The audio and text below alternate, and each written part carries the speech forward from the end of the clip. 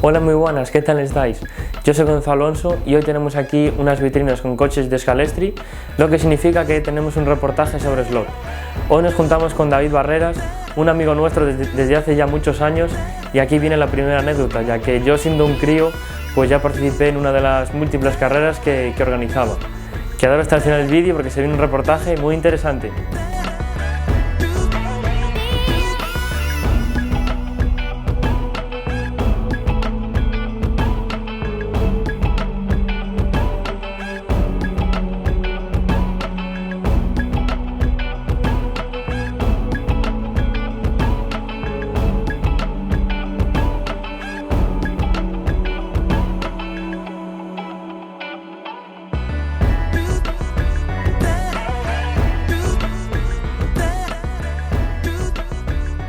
Como todos los hermanos pequeños de una familia, mi pasión por el slot surge viendo a mis hermanos jugar. Me tocó unos cuantos años solo ver y después, cuando ya me fueron dejando el mando, me fui aficionando allí por el año 85 y tal. Con 5 añitos empecé a darle y es un hobby que no solté jamás. De hecho, pues lo tuve durante toda mi vida. Pues hay épocas que eres un adolescente, que estás más de juerga y tal, pero yo siempre en Navidad lo montaba.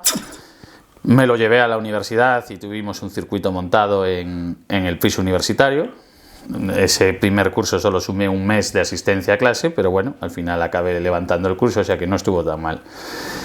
Y fue una bonita combinación de fútbol y slot. Y la verdad es una pasión que tuve durante mucho tiempo, siempre me compré las novedades que surgían y demás. Y con 30 años descubrí la tienda Dimas en Vigo. Empecé a comprar material más calibrado, me empecé a meter en el mundo de la competición. Conocí a David Monteiro y empezamos a organizar pequeñas carreras en verano de 2010 y poco a poco, con Alfonso Mourinho, Pedro de Soutomayor y más gente de Orense, gente de Lugo y demás, fue dando lugar a un campeonato gallego que pervive hasta hoy. Después llegaron cosas más espectaculares, como las 24 horas en Portugal, en Braga, en Guimarães, en Trofa. Llegaron en campeonatos lusogalaicos, ya abarcando tanto clubes del norte de Portugal como los clubes de Galicia. Y bueno, alguna carrerilla más que han hecho o yo mismo u otros amigos que engancharon estas competiciones en Madrid y otros sitios. Bueno, buen repaso así general de tu trayectoria. Vamos un poco a los inicios. ¿Cómo te sentías cuando no te dejaban el mando y solo podías ver? Hombre, yo creo que es de las sensaciones más frustrantes. Para que lo entienda un millennial, es como que tus hermanos tengan consola y tú no tengas mando. Pues básicamente es lo mismo. Te mueres de ganas por correr, por manejarlo y tal. Pero bueno, al final te acabas haciendo, o hay ratos libres, o los días que necesitan un corredor, un rival, pues te van dejando y demás. Para mí era una obsesión correr con ellos. Además, mis hermanos tenían un montón de coches, pero casi no funcionaba ninguno. Entonces mi obsesión desde siempre fue ir arreglándolos y tenerlos siempre funcionando. La primera competición fue en el año 92. Me acerqué al liceo a participar en un rally con un Mercedes C111, que en ese momento me iba de maravilla. Eso que es un coche bastante malo, pero no sé por qué. En ese momento iba bastante bien. Me miraba un poco así, pero bueno, en esa época me dejaron competir con él y la verdad salió un buen rally. No recuerdo ni de qué quedé, pero creo que zona en mitad de tabla y tal, pero bueno, creo que al final no me pusieron en la clasificación, no lo recuerdo eso. Fui más que nada porque mi hermana lo había leído en un periódico y me llevaron mi cuñado y mi hermana a competir allí. ¿Cuándo decides entrar en el mundo del coleccionismo? Yo creo que desde pequeño, en el momento en el que vi el primer catálogo, que todavía teníamos los catálogos sesenteros, setenteros, que eran un desplegable sin imágenes.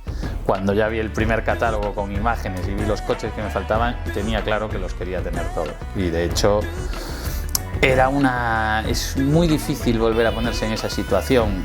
Echo de menos eso de, ostras, hay un Tyrrell 6 ruedas de Exin, y imaginártelo, conocer el coche real, pero no saber cómo sería. falsos rumores en el colegio de hay un 2 caballos, que en aquel momento no existía, o hay un R6, o sea, cosas de ese tipo se decían en el colegio, que claro, eran las típicas mentiras de niños, pero tú te volvías loco buscándolas. ¿Cómo era luego la realidad de pensar cómo era un coche, como Lancia Stratos, por ejemplo, y luego que llegara el coche y un poco fracaso, ¿no? Pues mira, es curiosamente uno de los coches que me he llevado la mayor decepción de niño. Estaba loco por tener uno, ya no se fabricaba cuando yo tenía 10, 11 años, 12, era difícil encontrarlo y recuerdo que en este mismo edificio, en el octavo, mi prima Ana, un día me dijo, oye, yo creo que tengo aquí coches de mi hermano y fuimos a ver en la habitación de su hermano. Y nunca me olvidaré, salieron 5 coches. Salió un Ligier destrozado, un Ligier JS11, un Lancia Stratos, un Porsche 911 Jocavi,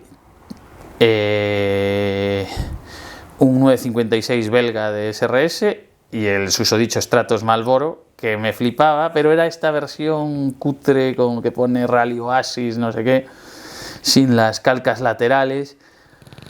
Y yo llegué con una ilusión tremenda. Lo primero, ese justo era el que menos andaba. Después le ponías un buen motor y tampoco corría y cabeceaba un montón y demás. Y bueno, y en manos de la prisa de un niño de 11 años, al final me acabó decepcionando mucho. Por el contrario, el Porsche 911 iba muy bien y fue el dato positivo de eso. Pero bueno, yo siempre digo, además mi prima me los regaló. Me dijo, bueno, te los un par de años y si no te los reclamo ya son para ti porque será que no los quiero. En ese sentido, chapó para mi prima. Pero yo puedo decir que de los primeros 80, 90 coches de slot que tuve, no pagué por ninguno. Es decir, todos me los fueron regalando. Es cierto que mis hermanos eran mucho mayores que yo, lo cual me daba una ventaja tremenda, porque tenía eso, gente que habían sido niños en los 70, tenían coches súper chulos que nadie tenía. Entonces siempre recibía coches muy antiguos. ¿Qué tenía que tener un coche para que lo compraras? Bueno, la exigencia de más joven era más básica, era no tenerlo, si no lo tenía lo quería. De niño, claro, tienes mucho, o de adolescente, o incluso en la universidad,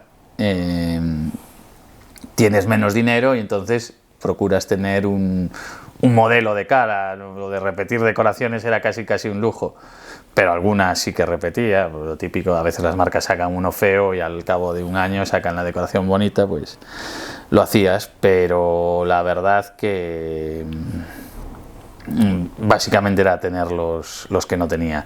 Después con el tiempo, pues sí, ya eliges casi los que me gustan. Para ti, ¿cuál es la mejor marca que ha tenido el slot y por qué? Hombre, eso es muy relativo. A ver, evidentemente Exin era lo mejorcito que había cuando en los 80, no se podía comparar con Scalestri Inglaterra o Polysteel. Después, hombre, yo creo que Slotit alcanzó un nivel de detalle y maqueta unido a un comportamiento dinámico en pista difícilmente igualable. Eso no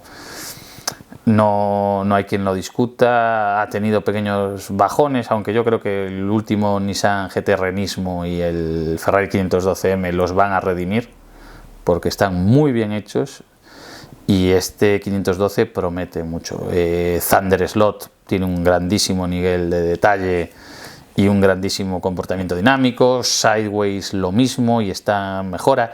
Scaleauto hace muy buenas maquetas y a mi juicio es la marca que más está evolucionando, que mejora. Muchas marcas nacen con un concepto como NSR, que es revolucionario, novedoso, pero no evolucionan eso que tuvieron. La cuna es la misma, con los mismos errores que hace 20 años. Tu forma de pilotar quizás es algo peculiar. ¿Por qué? Bueno, pues porque me muevo, me retuerzo, me encojo, sudo, maldigo, hago de todo. La verdad es un espectáculo verme ahí. Ni yo mismo soy consciente que estoy tan inclinado, aunque hay una pequeña... En mi descargo diré que hay una pequeña... Justificación. Excusa. Sí. La excusa es, yo siempre tuve el slot montado en el suelo, con lo cual al tirarte en el suelo la perspectiva solía ser así. Y me di cuenta, cuando probé el primer circuito grande en una tarima y demás, que me sentía raro, ¿no? Y inconscientemente me iba inclinando así para verlo. Y acabé así, pero con la tensión de la carrera. acabó como el jorobado de Notre Dame, retorciendo el mando, y soy brutísimo. Es decir, aprieto tanto el mando que tengo que poner una empuñadura de cinta de pala de pádel, porque si no la tengo lo aprieto tanto que separo las dos mitades del mando y me trillo en esta parte de la palma. O sea, soy muy bruto. Entonces sí, la verdad, verme es entre una cosa entre triste y que da miedo incluso, pero bueno, efectivamente todo el que ha compartido un circuito conmigo ya lo sabe. ¿Cómo preparas ahora los coches para correr? Con cuidado. Bueno, lo trato de hacer de una manera lógica. Es decir, me siento... Yo normalmente no me limito a preparar un coche, normalmente tengo una serie de fondo, algún vídeo o algo que estoy viendo, y mientras voy preparando el coche y tal, y bueno, pues así estás entretenido, no estás solo haciendo una cosa. Trabajo mucho, por lo tanto necesito aprovechar el tiempo al máximo. Y procuro, pues eso, que el chasis esté bien derecho, que no haya rebabas, que la guía gire a ambos lados perfectamente, que colocar el cable de manera que haga que la guía vuelva al medio siempre,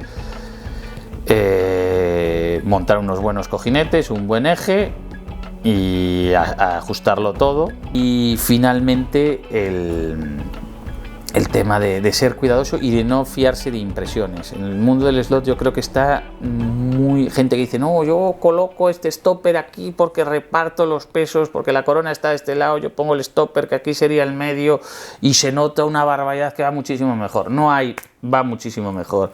Hay coger un crono en una pista grande, no en un circuitito en casa de 3 metros, y hacer cronos. ¿El coche hace mejores cronos? Va mejor. ¿El coche no hace mejores cronos? No va mejor. ¿El coche incluso va peor? Pues tu teoría no se puede hacer, como no es solo en el mundo del slot, en todo. No puedes tener una teoría a priori y querer demostrarla.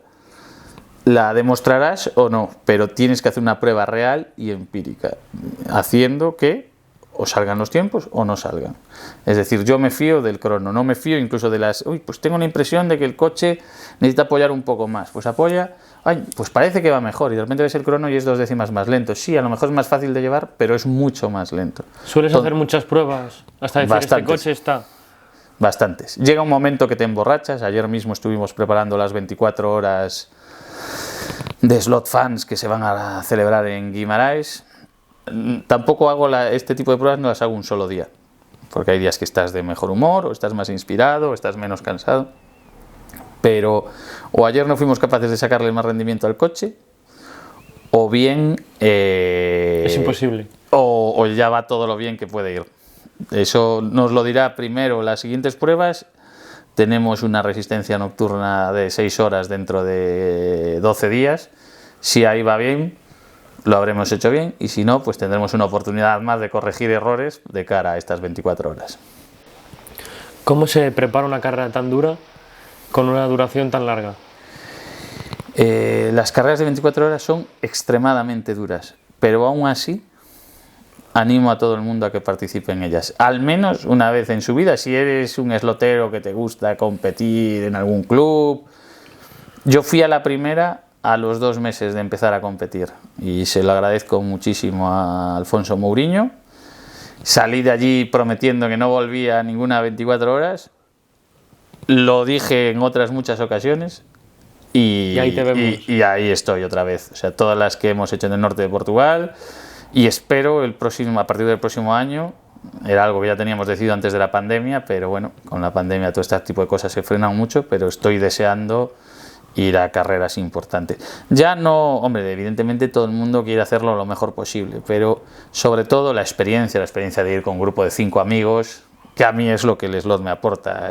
Que el cochecito vaya más o no, pues es un pequeño aliciente, pero lo que me gusta es pues las veces que hemos ido a Lugo, a Barcelona, a Coruña, que nos perdemos en el mismo sitio, siempre meto la pata y entro por donde no es en Lugo. Pues todo ese tipo de cosas, las comidas con todos los sloteros y demás, es con lo que me quedo, y cuando vas a un 24 horas tienes muchas anécdotas de esas, unas buenas, que son las que te puedes quedar, y las malas te vas olvidando. Yo he tenido algunas 24 horas desastrosas desde la primera manga y es desesperante.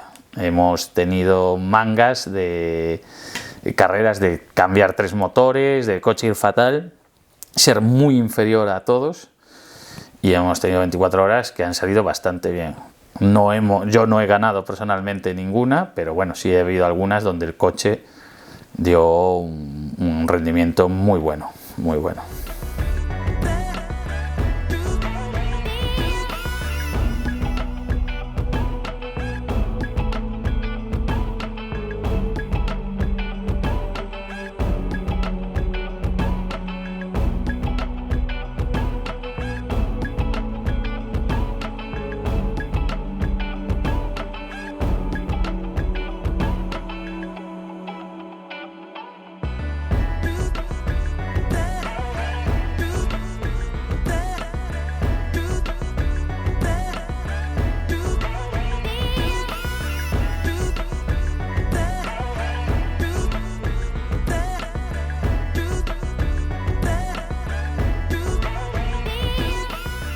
¿Cambiaron mucho las cosas en las competiciones de los primeros años a la actualidad? Sí, y diría que a mejor. Es decir, la gente las organiza mejor, los circuitos aquí en Galicia han mejorado mucho, los circuitos cada vez están mejor, la gente los hace con más lógica, procura que las bases sean firmes, que estén bien montados, que la tensión esté bien. A veces el slot es caprichoso y hace que una pista no vaya, y todos lo sabemos, pero en general las cosas se están montando bien. Quizás haya incluso demasiados sitios demasiados circuitos, hablo en el caso de velocidad, para los poquitos corredores que somos, porque que haya muchos circuitos está bien porque pruebas varios distintos, pero provoca que si queremos correr todos en la de todos, que tengamos un montón de pruebas al año, donde al final corremos los mismos 12, 14, 18, 20 a lo sumo. ¿Habría algo más que te gustaría incluir en esta entrevista? Bueno, la verdad es que lo que sí me gustaría, yo considero que a mí me gusta divulgar este hobby, me gusta que haya gente que lo pruebe, me da igual si son niños o adultos. A los niños les suele gustar, pero al que le tiene que gustar de verdad es el padre. La experiencia que tenemos es cuando alguien prueba en un club, si le gusta al padre el hobby sigue mucho tiempo. Los casos de niños que les gusta mucho y su padre los trae son contados. Es decir, al padre lo tienes que enganchar. Sin el padre no vas a tener al hijo mucho tiempo. El padre procurará hacer algo o que le guste a los dos o que no sea tan incómodo como para tener que traer al hijo a un club y demás. Pero sí me gustaría eso, que la gente se anime, que sobre todo estos esloteros que están en casa recluidos, normalmente en un ático, en un trastero, que estás pasando calor en verano, frío en invierno, acercaos al club, me da igual de la provincia que seáis, donde lo estáis viendo esto ahora, en España, ya sea en Andalucía, en Málaga, hay clubes en casi todas las provincias. Y hay gente muy maja. Yo, bueno, pues aparte de conocer a la gente de Cataluña, que conozco algunos, siempre nos han tratado muy bien. He estado recientemente en Zamora y Salamanca y son gente encantadora, que te recibe en su club, que tenemos pendiente correr con ellos y ya nos da un poco igual el campeonato. Es un tema de ir a hacer una carrerita y después pues irnos a comer, que en Zamora se come muy bien. Después, pues eso, acercaos a vuestros clubes. Haced vida a nuestro club, no tenéis que competir y la competición no es volverse loco. A mí lo que más pena me da es que cuando me empecé a aficionar por coches un poquito preparados, el dueño de una tienda de Vigo lo único que hacía era desanimarme. No vengas, te van a dar una paliza, tu Fórmula 1 es una mierda. No digáis jamás a nadie que entra en un club que su coche es una mierda. No, es que tienes un Scalextric, esto es una porquería, esto no sirve para nada. No, todo lo contrario. Abrid el coche de Scalextric, lubricádselo, prestadle unos neumáticos viejos que tengáis de los buenos, que ya no vayáis a usar porque están desgastados, que en un Scalextric irán fenomenal. Lubricad tal, explicarles, bueno, ¿te va bien? ¿Te gusta? Oh, sí, ahora corre mucho más, porque es lo que suele pasar con un Scalextric. La gente se queda encantada cuando se los arreglas y se ofende muchísimo cuando les dices que es una mierda. Si haces eso, y después le explicas, pues mira, para este modelo, que para casi todos los típicos Scalextric lo hay un chasis 3D de Kill Slot, de 3D SRP, de cualquiera de estas marcas, y van que te mueres. Y si el tío se anima a probarlo, le ayudamos, le aconsejamos, le decimos, mira, compra esto, le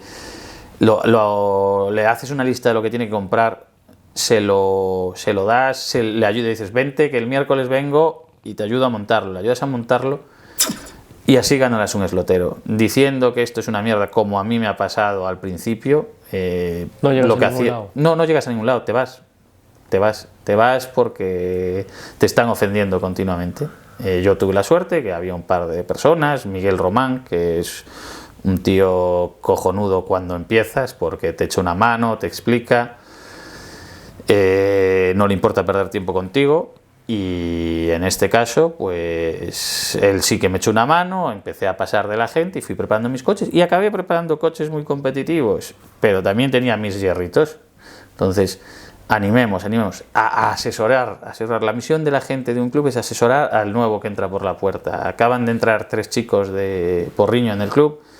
Lo primero que hice es decirles, no compréis nada por ahí que vais a internet, mandadme una foto y decidme qué queréis comprar. Ahora son 3 chicos jóvenes, trabajan además, con lo cual tienen dinero, y el primer fin de semana, después de haber probado el circuito, vinieron, compramos esto. Y le dije, Dios mío, pagaron precios desorbitados de 55 euros por Citroën Sara de Altaya, Porsches de Altaya, Porsches 911 de Altaya. Y yo les dije, pero Dios, si os dije, al final les enseñé nuestro grupo de compraventa, páginas de todo colección, donde esos coches estaban a 25 euros, anularon el pedido que habían hecho, como es lógico, porque era un desmadre de precio. ¿Cuál es tu opinión sobre el futuro del Scalextric como hobby o juego? Pues, hombre, vamos a ver, no soy especialmente optimista. Las casas cada vez son más pequeñas, es un juguete que incomoda mucho en casa, que ocupa. Las casas son muy pequeñitas, las madres no son muy amigas del Scalextric, no dejan limpiar bien, ocupan mucho, y los niños tenemos épocas que estamos muy pegados, pero que después lo dejas 3 días por ahí montado sin hacerle puñetero caso y sigue estorbando.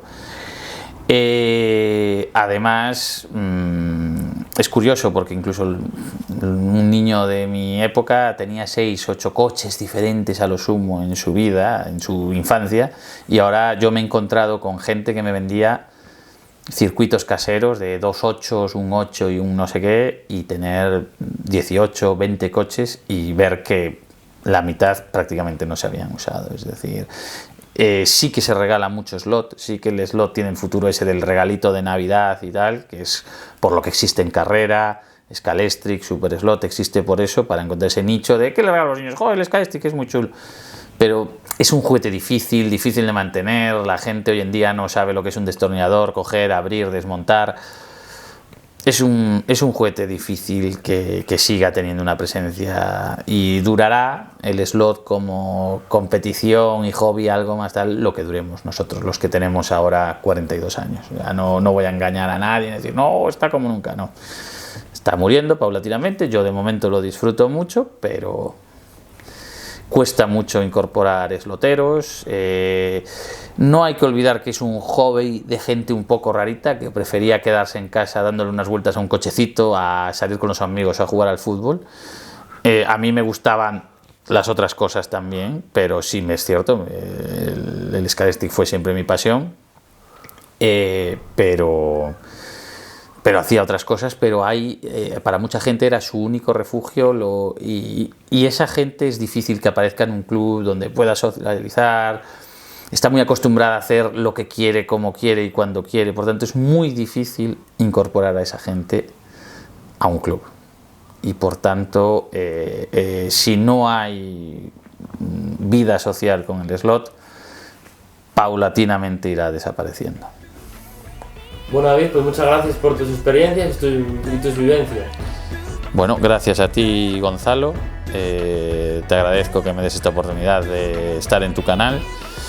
Con lo joven que eres, considero que estás haciendo una labor tremenda, que estás consiguiendo entrevistas muy interesantes y con gente difícil de contactar y que no es fácil que te conceda una entrevista. en algunos casos obviamente, hay gente después maravillosa, pero estás haciendo una grandísima labor.